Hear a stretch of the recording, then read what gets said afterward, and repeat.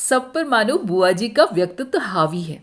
सारा काम वहां इतनी व्यवस्था से होता जैसे सब मशीनें हों जो कायदे में बंधी बिना रुकावट अपना काम किए चली जा रही हैं। ठीक 5 बजे सब लोग उठ जाते। फिर 1 घंटा बाहर मैदान में टहलना होता। उसके बाद चाय दूध होता और उसके बाद अन्नू को पढ़ने के लिए बैठना होता। भाई साहब भी तब तक अखबार और ऑफिस की फाइलें आदि देखा करते और 9 बजते ही नहाना शुरू हो जाता। जो कपड़े बुआ जी निकाल दें वही पहनने होते। फिर कायदे से आकर मेज पर बैठ जाओ और खाना खाकर सब अपने काम पर जाओ।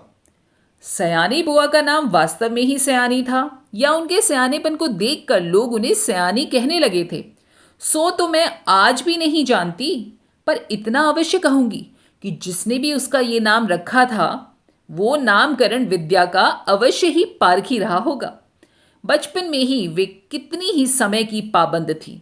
अपना सामान संभाल कर रखने में जितनी वो पटु थी और व्यवस्था की जितनी कायल थी, उसे देखकर आश्चर्यचकित हो जाना पड़ता था। कहते हैं जो पेंसिल वे एक बार खरीदती थी वह जब तक इतनी छोटी न हो जाती कि उनकी पकड़ में भी ना आए तब तक उससे काम लिया करती थी। क्या मजाल कि वो कभी खो जाए या बार बार नोक टूटकर समय से पहले ही समाप्त हो जाए। जो रबड़ उन्होंने चौथी कक्षा में खरीदी थी उसे उन्होंने 9वीं कक्षा में आकर समाप्त किया। उम्र के साथ साथ उनकी आवश्यकता से अधिक चतुराई भी प्रौढ़ता धारण करती चली गई और फिर बुआ जी के जीवन में इतनी अधिक घुल मिल गई कि उसे अलग करके बुआ जी की कल्पना ही नहीं की जा सकती थी।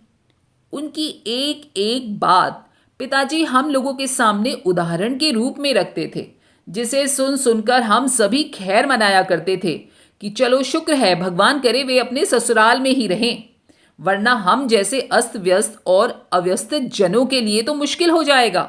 हमारा तो जीना ही हराम हो जाएगा। ऐसी ही सयानी बुआ के पास जाकर पढ़ने का प्रस्ताव जब मेरे सामने रखा गया तो कल्पना कीजिए मुझ पर क्या बीती होगी। मैंने तो साफ इनकार कर दिया कि मुझे आगे पढ़ना ही नहीं है। पर पिताजी मेरी पढ़ाई के विषय में इतना सतर्क थे कि उन्होंने समझा बुझाकर, डांट कर और प्यार दुलार से मुझे राजी कर लिया। सच में राजी तो क्या कर लिया, समझिए अपनी इच्छा पूरी करने के लिए मुझे बाध्य कर दिया। और भगवान का नाम गुहारते गुहारते मैंने अपने घर से विदा ली और उनके यहाँ पहुंची। इसमें संदेह नहीं कि बुआ जी ने बड़ा स्वागत किया, पर बचपन से उनकी जो छवि, उनकी जो ख्याति सुनते सुनते उनका जो रौद्र रूप मन पर छाया हुआ था, उसमें उनका वो प्यार कहाँ तिरोहित हो पाया, मैं जान ही न पाई। हाँ, बुआ जी के पति, जिन्हें हम भाई साहब कहते थे, बहुत ही अच्छे स्वभाव के व्यक्ति थे और सबसे अच्छा कोई अगर घर में लगा तो उनकी 5 वर्ष की पुत्री अन्नू। घर के इस नीरस और यंत्र चालित कार्यक्रम में अपने को फिट करने में मुझे कितना कष्ट उठाना पड़ा और कितना अपने आप को काटना छांटना पड़ा, यह मेरे अंतर्यामी ही जानते हैं। सबसे अधिक तरस आता था अन्नू पर। वह इस नन्ही सी उम्र में ही प्रौढ़ हो गई थी। ना तो उसमें बच्चों का सा उल्लास था और ना ही कोई चहचहाहट। हाँ, एक अज्ञात भय से वो हमेशा घिरी रहती थी। घर के उस वातावरण में कुछ ही दिनों में मेरी भी सारी हंसी खुशी मारी गई। यूं बुआ जी की गृहस्थी जमे 15 वर्ष बीत चुके थे, पर उनके घर का सारा सामान देखकर लगता था मानो सब कुछ अभी कल में ही खरीदा हो। गृहस्थी जमाते समय जो कांच और चीनी के बर्तन उन्होंने खरीदे थे वे आज भी ज्यों के त्यों थे, जबकि रोज उनका उपयोग होता था। वे सारे बर्तन स्वयं खड़ी होकर साफ करवाती थी। क्या मजाल, कोई एक चीज भी तोड़ दे। एक बार नौकर ने सुराही तोड़ दी थी। उस छोटे से नौकर को उन्होंने इस कसूर पर बहुत पीटा था। तोड़ फोड़ से तो उन्हें सख्त नफरत थी। यह बात उनकी बर्दाश्त से बाहर थी। उन्हें बड़ा गर्व था अपनी इस सुव्यवस्था का।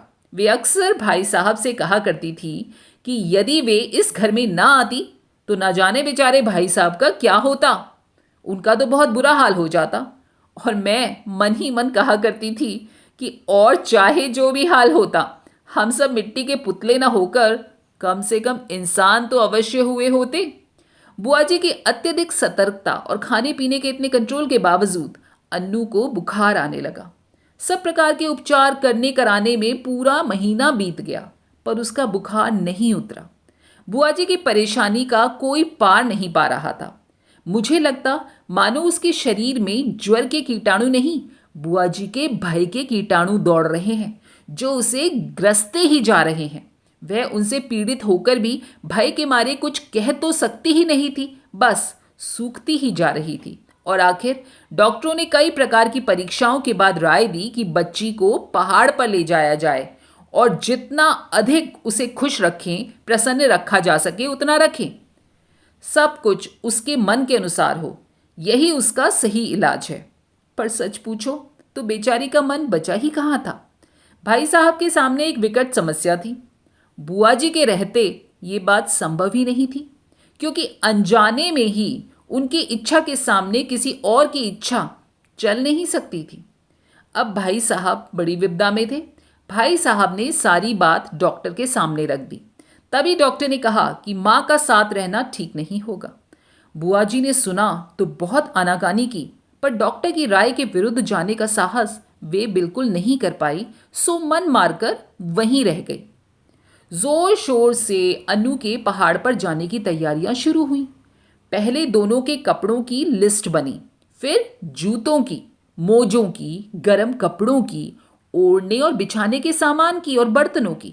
हर चीज रखते समय वे भाई साहब को सख्त हिदायत देती थीं कि एक भी चीज खोनी नहीं चाहिए, सही तरीके से रखना। देखो, ये फ्रॉक मत खो देना, 7 रुपए मैंने इसकी सिलाई दी है। ये प्याले मत तोड़ देना, वरना 50 रुपए का सेट बिगड़ जाएगा।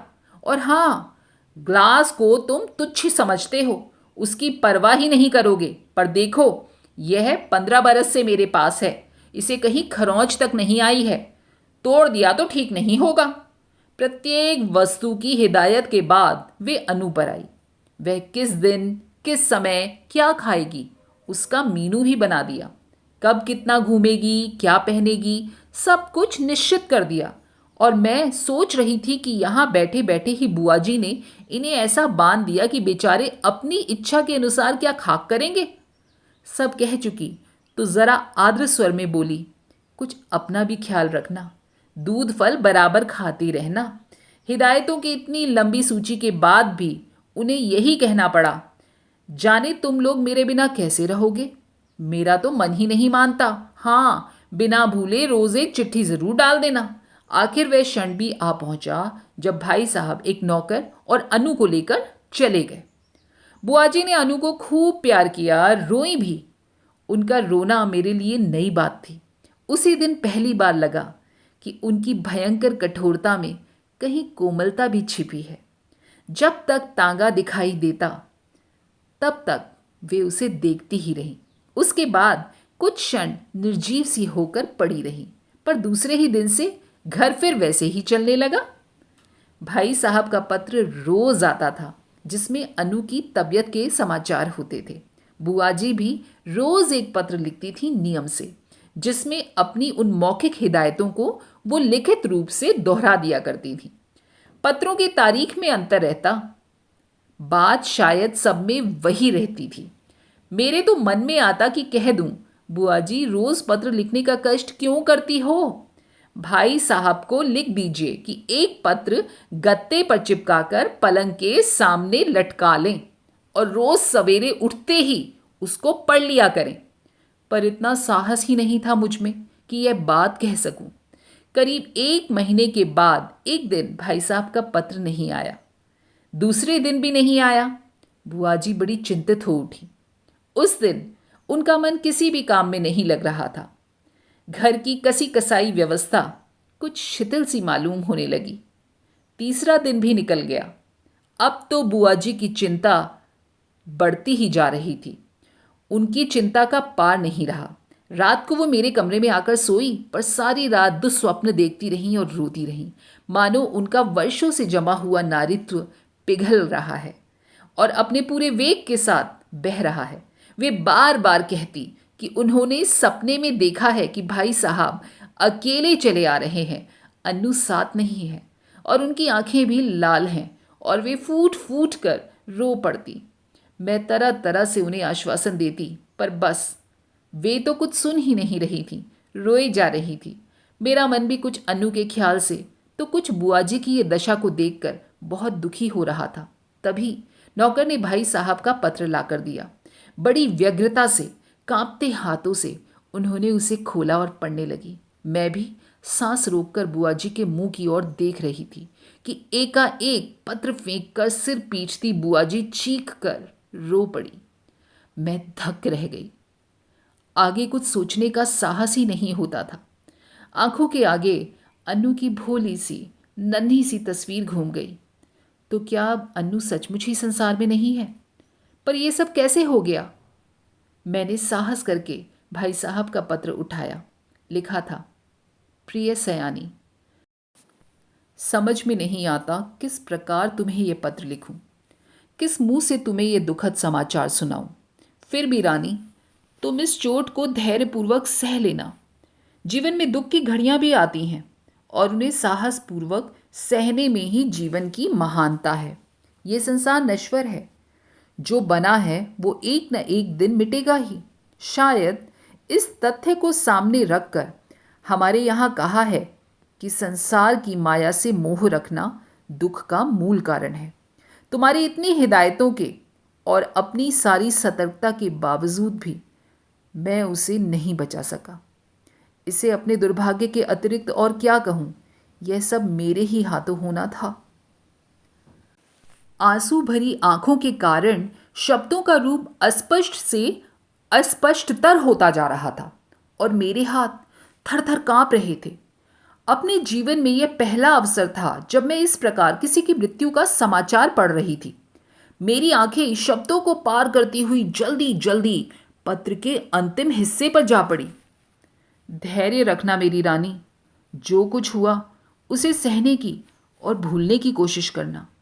कल 4 बजे तुम्हारे 50 रुपए वाले सेट के दोनों प्याले मेरे हाथ से गिरकर टूट गए। अन्नू अच्छी है, शीघ्र ही हम लोग रवाना होने वाले हैं। 1 मिनट तक मैं हतबुद्धि सी खड़ी रही, समझ ही नहीं पाई कि ये क्या से क्या हो गया। ये दूसरा सदमा था।